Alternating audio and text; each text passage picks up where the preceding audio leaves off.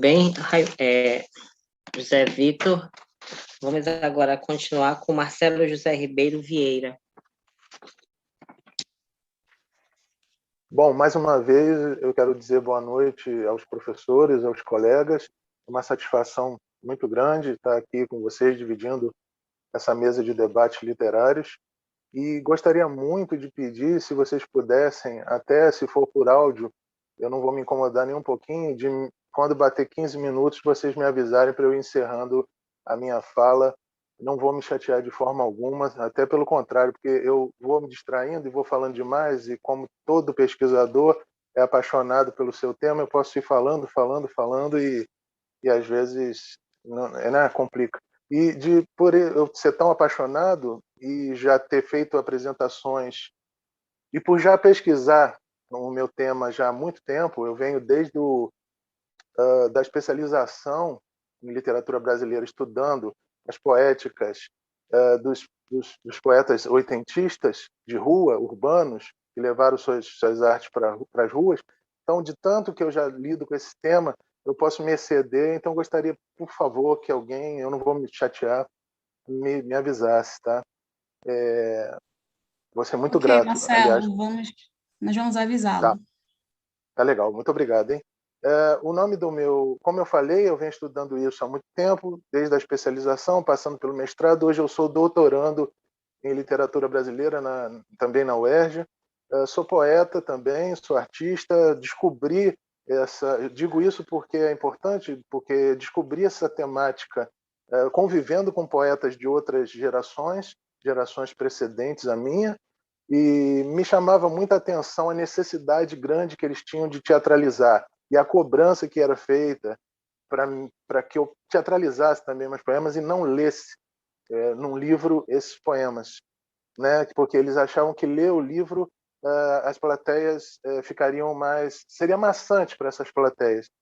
Então, eu vou fazer justamente aqui o que eu não costumo fazer. Eu costumo apresentar isso de uma maneira improvisada, mas eu fiz um paper, vou buscar ler e vou fazer justamente a contramão do que os poetas me dizem. Eu espero não fazer vocês dormir lendo o que eu vou ler. Bom, desde 2016 eu venho me dedicando a estudar a poesia carioca e brasileira em seus âmbitos sociológicos, históricos, antropológicos e, claro, textuais, produzidas desde os anos 70 até os nossos dias. Após me debruçar por 6 anos sobre tais assuntos, cunhei o termo poesia verbalista urbana, que nomeia e conceitua um determinado vasto grupo de artistas, não só poetas, escritores, mas também atores, cantores, músicos, desenhistas, videomakers, bailarinos, dançarinos, etc., que resolveram levar as suas artes para os espaços públicos num período que ficou conhecido como do limiar da redemocratização brasileira, ou seja, os anos 1980. É fato que, neste momento específico da história brasileira, não só os sindicatos, os partidos políticos, as pessoas em geral voltaram a ocupar as vias públicas, mas também os artistas aí se fizeram presentes para soltar suas vozes, garroteadas há muito pelo regime ditatorial, mas também para retomar suas respectivas cidadanias.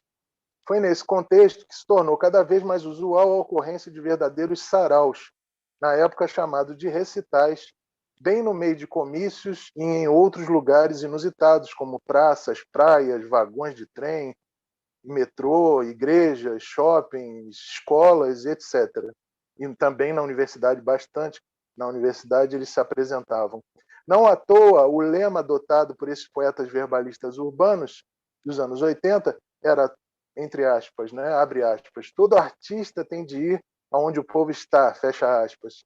Verso pinçado da canção Nos Bailes da Vida, dessa mesma época, e de autoria de Milton Nascimento e Fernando Bran.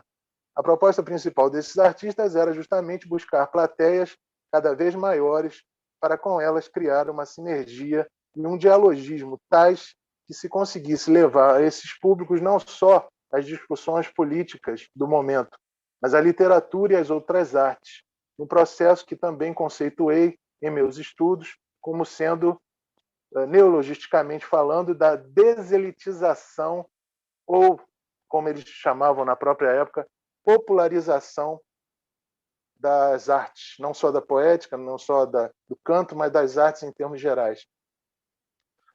Minha pesquisa atual no doutorado, já que no mestrado eu me voltei para as práticas, para a praxis, para a vida literária efervescente dos anos 80, como eles iam para a rua, como faziam as performances, eu me dediquei a analisar como a performance vai criando sutilezas e vai se agigantando e se tornando valorizada como instrumento, como ferramenta de diálogo com as plateias.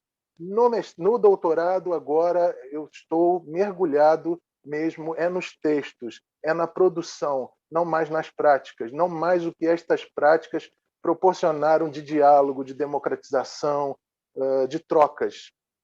Então, a minha proposta no doutorado, hoje em dia, é a seguinte, e compartilho a partir de agora com vocês. Ao examinarmos mais atentamente essas 2 décadas, ou seja, de 80 e 90, percebemos o volume e a relevância da produção que poderia estar presente nas antologias, nos estudos, nos ensaios, nas pesquisas e nos livros referentes a tal período.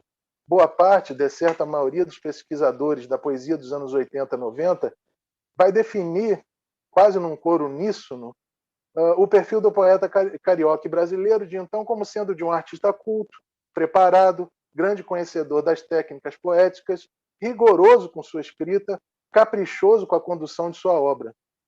Na minha dissertação, quando eu fiz o mestrado, que foi intitulada Poesia Verbalista Urbana, Poética e Política no Rio de Janeiro dos anos 1980, eu demonstrei que há uma enorme quantidade de poetas e de artistas, de modo geral, a despeito dos critérios de valor privilegiados por essa crítica, que escapam muito desse perfil proposto por esses críticos em pauta.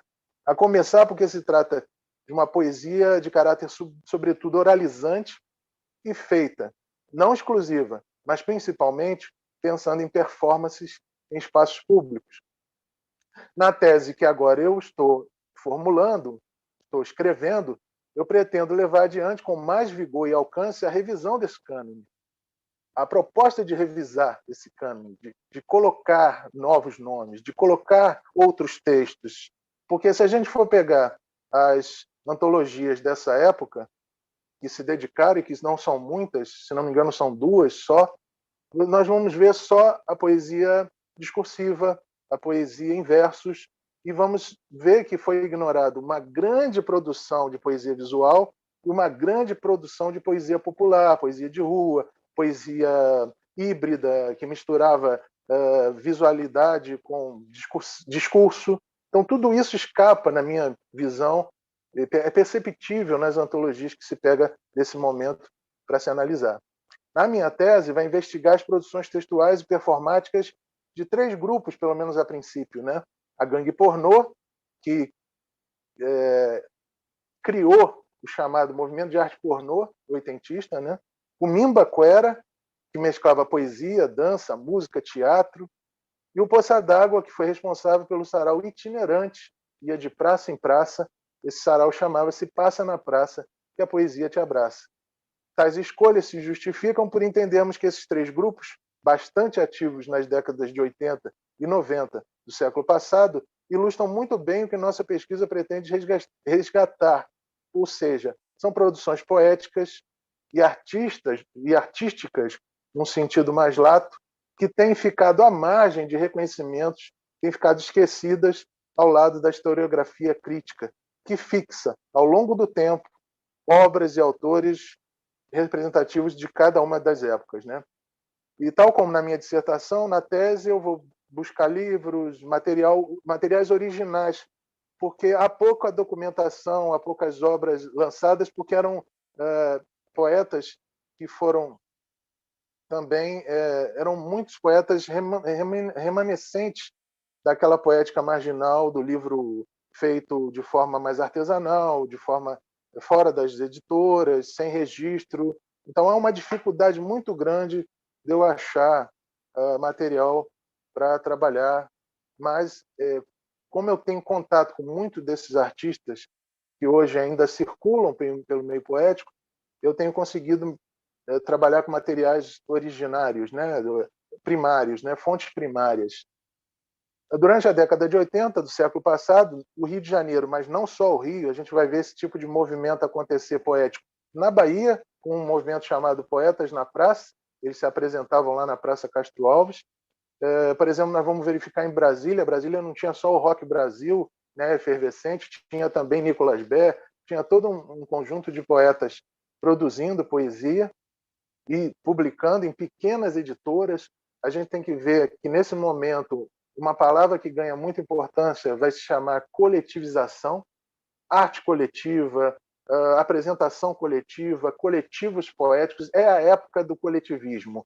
É a época que, após uma anistia, uma saída, uma distensão da ditadura lenta, segura e gradual, as pessoas cada vez mais conseguem formar grupos de discussão, formar pequenas associações.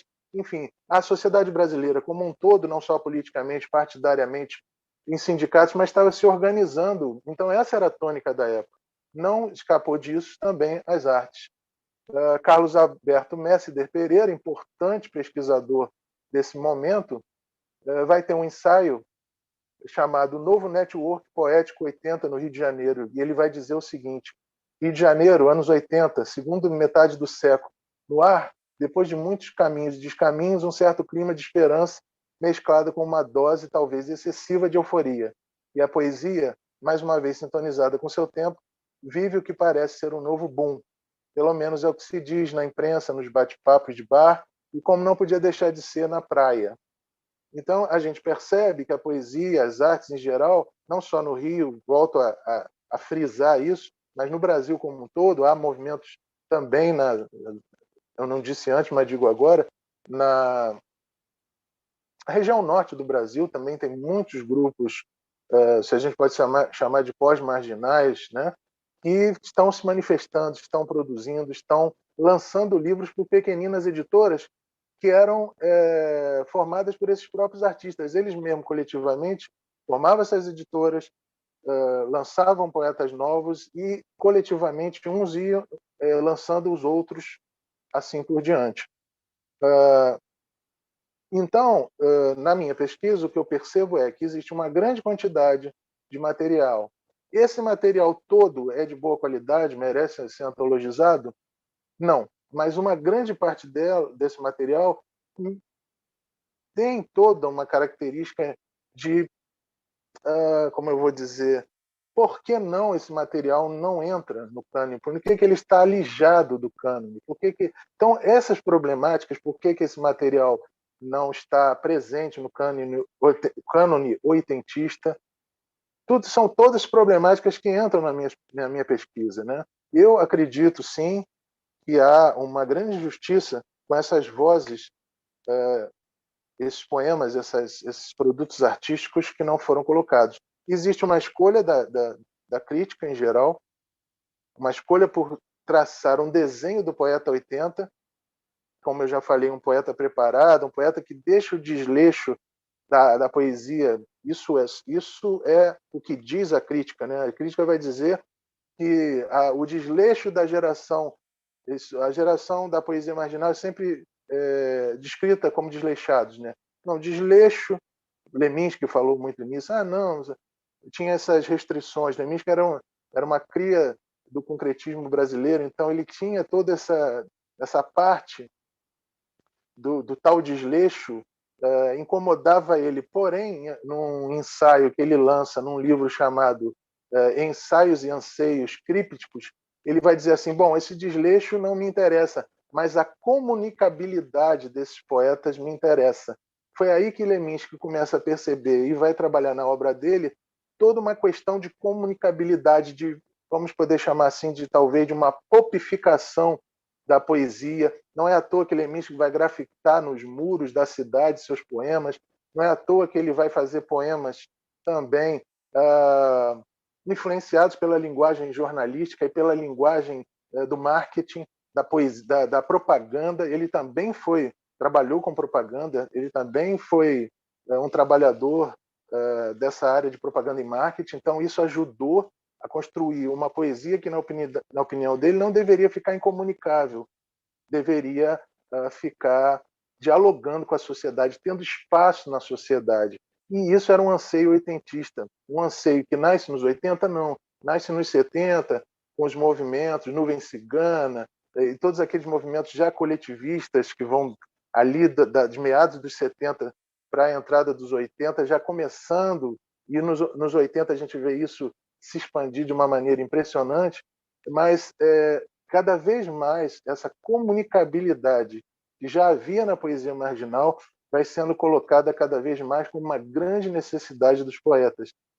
Na medida em que a sociedade vai se abrindo, o regime vai se abrindo, essa comunicabilidade, essa necessidade da poesia voltar a ser uma coisa cool, né? Uma coisa quente, boa, atrativa, vai ser a grande preocupação dos poetas como um todo, desses poetas de rua.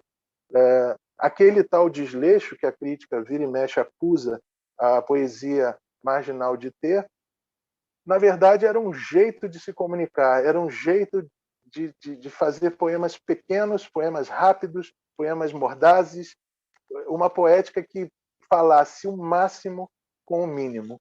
Então a gente percebe, acho que, não sei se o meu tempo já está se encerrando, mas a gente percebe que há toda uma série de estigmas e de preconceitos com esse tipo de linhagem poética. Eu já não digo nem a poesia visual brasileira, que sempre foi muito colocada à parte, me parece sempre, até hoje, o dia de hoje, sempre carrega muito uma certa marginalidade da marginalidade, mas há certos setores poéticos que se revelam, que vão se fazendo nos 70 e nos 80, que, a meu ver, sofrem estigmas injustos. Há muito material a ser colocado para estudo, há muita riqueza nesses materiais. A poética dos oitentistas é uma poética, a meu ver, de cunho pós-modernista, porque vai reler a tradição, e ao reler a tradição, nós vamos ver aparecer poemas que são, ao mesmo tempo, fotografias, mas são, como, por exemplo, a arte pornô fotografar um grafite de um desenho de um pênis em um poste. Então você vai ver desenho, discurso e fotografia, todas as artes se amalgamando 15 num minutos, poema só. Marcelo. Ok, já estou concluindo.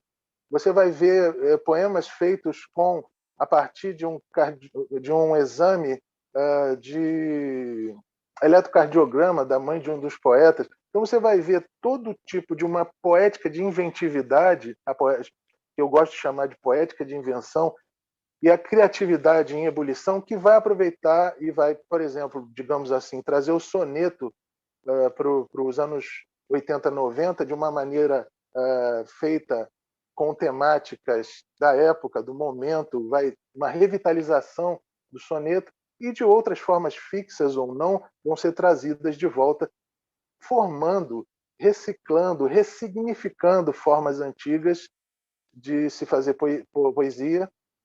Então, acredito eu que o material que existe desses poetas dos 80 é um material muito rico, mas pouquíssimo explorado. As pessoas sequer sabem, ouviram falar desses poetas, embora tivessem feito um grande barulho, como eu procurei expor aqui nas ruas, nas praias, no meio dos bares, a questão de repente você estava ali, entravam os poetas fazendo suas performances, né? E acontecia isso. A minha apresentação foi sobre isso. Eu agradeço a atenção de vocês e muito obrigado pelo espaço concedido.